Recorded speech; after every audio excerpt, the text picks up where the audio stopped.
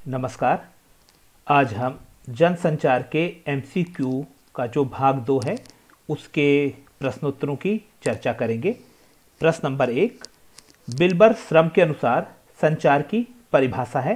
का संचार अनुभवों की साझेदारी है। खा संचार साझेदारी है। गा संचार साझेदारी नहीं है। घा कोई नहीं। तो इसका उत्तर है का संचार अनुभवों की साझेदारी है, शेयरिंग ऑफ एक्सपीरियंसेस। प्रश्न नंबर 2, इनमें से कौन सा संचार माध्यम नहीं है। का अखबार, पत्रिका, इश्तिहार। खा फिल्म, टेलीफोन, मोबाइल। गा दूरदर्शन, इंटरनेट, फैक्स। घा व्यक्ति, बात, हास्य। तो प्रश्न नंबर 2 का उत्तर है घा व्यक्ति, बात, हास्य, यह संचार माध्यम नहीं है। प्रश्न नंबर 3, इनमें से संचार के तत्व कौन से हैं। का संचारकर्ता, जिसको कि स्रोत कहते हैं और या फिर हम इसको संवाददाता भी कह सकते हैं। खा कूट संप्रेषण और इसको एनकोडिंग कहते हैं। गा कूटवाचन, जिसे डिकोडिंग कहते हैं। घा उपर्युक्त सभी। तो प्रश्न नंबर 3 का उत्तर है घा उपर्युक्त सभी संचार के तत्व हैं। प्रश्न नंबर 4, संचारकर्ता अर्थात संवाददाता से क्या आशय है। का यह सबसे पहले खबर देने के बारे में सोचता है। खा यह खबर देने से बचता है। गा यह खबर पैदा करता है। घा कोई नहीं। तो प्रश्न नंबर 4 का उत्तर है का यह सबसे पहले खबर देने के बारे में सोचता है, इसीलिए इसे संचारकर्ता या संवाददाता कहा जाता है।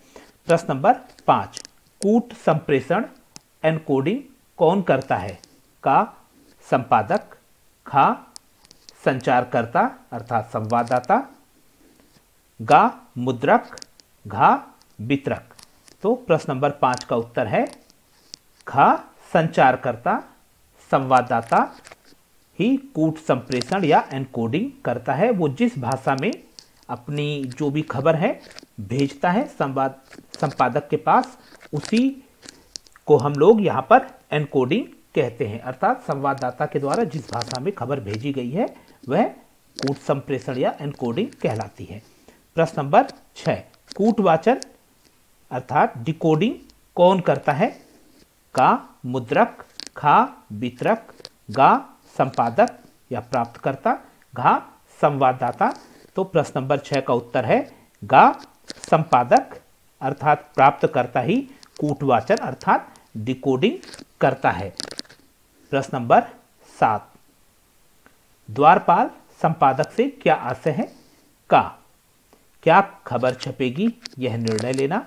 खा छपने वाली खबर को त्रुटिहीन बनाना। गा डिकोडिंग करना। घा उपर्युक्त सभी विकल्प लागू होते हैं।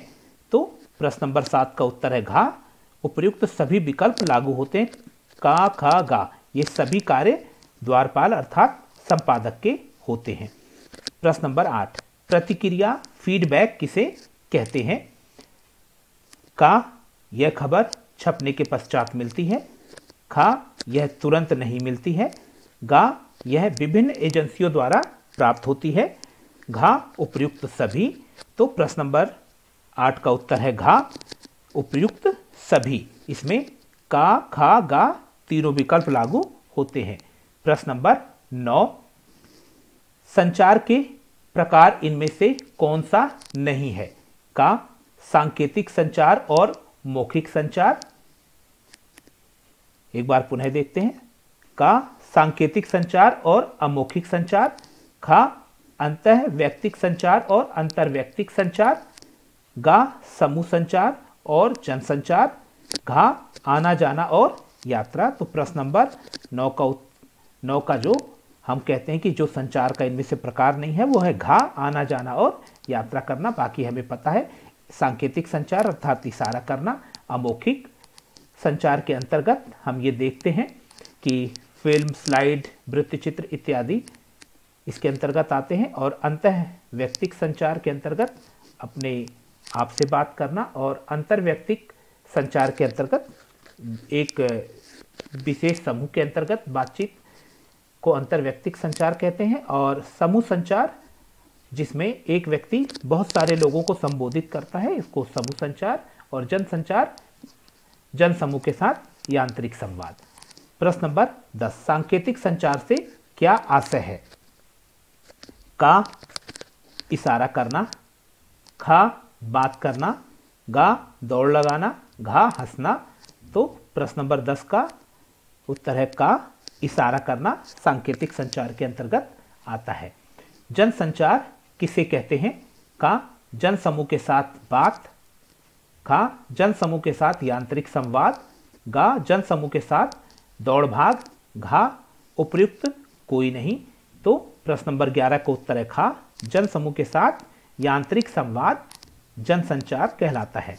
प्रश्न नंबर 12, इलेक्ट्रॉनिक माध्यम कौन सा नहीं है? का, रेडियो। खा, संगणक।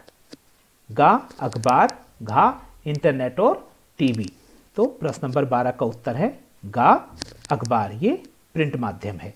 प्रश्न नंबर 13, ऑल इंडिया रेडियो की स्थापना कब हुई थी? का, 1930 में। खा, 1920 में। गा, 1936 में। घा, 1932 में। तो प्रश्न नंबर 13 का उत्तर है गा, 1936 में। प्रश्न नंबर 14, एफएम रेडियो की स्थापना कब हुई थी? का, 1990 में। खा, 1992 में। गा, 1991 में। घा, 1993 में। तो इसका उत्तर है घा, 1993 में।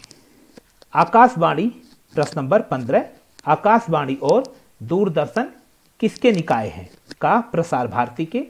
खा, श्रम मंत्रालय के। गा, शिक्षा मंत्रालय के। घा, सूचना मंत्रालय के। तो प्रश्न नंबर 15 का उत्तर है का, प्रसार भारती के ये निकाय हैं। प्रश्न नंबर 16, दूरदर्शन का प्रथम निकाय 1965 में स्थापित हुआ और दूसरा निकाय कब स्थापित हुआ? का, 1970। खा, 1976। गा, 1967। घा, 1975। तो प्रश्न नंबर 16 का उत्तर है खा, 1976 में। प्रश्न नंबर 17, भारत की प्रथम मूक फिल्म 1913 में राजा हरिश्चंद्र किसने बनाई थी? का, अर्देशीर ईरानी ने। खा, दादा भाई ने। गा, दादा साहब फाल्के ने। घा, कोई नहीं। तो इसका उत्तर है प्रश्न नंबर 17 का गा, दादा साहब फाल्के ने भारत की प्रथम मूक फिल्म 1913 में राजा हरिश्चंद्र नाम से बनाई थी। और इन्हीं के नाम पर भारत सरकार के द्वारा फिल्म का सर्वश्रेष्ठ पुरस्कार दादा साहब फाल्के पुरस्कार प्रत्येक वर्ष किसी फिल्मी हस्ती को दिया जाता है जिसने फिल्म के क्षेत्र में अच्छा कार्य किया हो। प्रश्न नंबर 18, भारत की पहली बोलती फिल्म अर्देशीर ईरानी ने 1931 में किस नाम से बनाई? का, राजा रानी। खा, आलमारा। गा, आन। घा, हरिश्चंद्र। तो प्रश्न नंबर 18 का उत्तर है आलमारा। ये भारत की पहली बोलती फिल्म थी। और अगर हम देखें गा, आन, तो ये भारत की प्रथम रंगीन फिल्म थी। प्रश्न नंबर 19, रेडियो नाटक से क्या आशय है? का, रेडियो नाटक ध्वनि संयोजन से सुन सकते हैं। खा, रेडियो नाटक को देखा नहीं जा सकता है, सिर्फ सुना जा सकता है। और गा, रेडियो नाटक सिर्फ सुने जा सकते हैं। घा, उपयुक्त सभी विकल्प सही हैं। तो प्रश्न नंबर 19 का उत्तर है घा, उपयुक्त का, खा, गा तीनों विकल्प सही हैं। प्रश्न नंबर 20, प्रथम इंटरनेट पर प्रकाशित न्यूज़पेपर है? का, रिडिफ। खा, हिंदी। गा, अंग्रेजी। घा, गूगल। तो इसका उत्तर है का, रिडिफ। प्रश्न नंबर 21, प्रथम हिंदी वेब पत्रिका कौन सी है? का, हिंदुस्तान। खा, जागरण। गा, भास्कर। घा, तहलका.com। तो प्रश्न नंबर 21 का उत्तर है घा, तहलका.com। प्रश्न नंबर 22, इनमें से कौन सी पत्रिका इंटरनेट पर प्रकाशित होती है? का, अनुभूति। खा, अभिव्यक्ति। गा, सारांश।